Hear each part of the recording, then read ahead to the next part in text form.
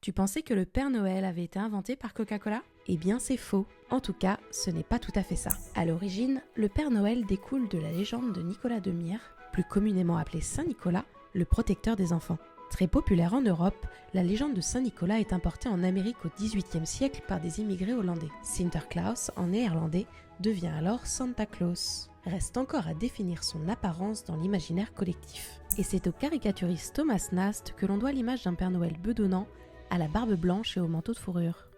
Il n'en est pas à son coup d'essai. Considéré comme le père de la caricature aux États-Unis, on lui doit le personnage de l'oncle Sam et les symboles des partis démocrates et républicains. Entre 1862 et 1886, il va produire une trentaine de dessins pour le magazine Harper's Weekly, ancrant définitivement la figure du personnage auprès des lecteurs.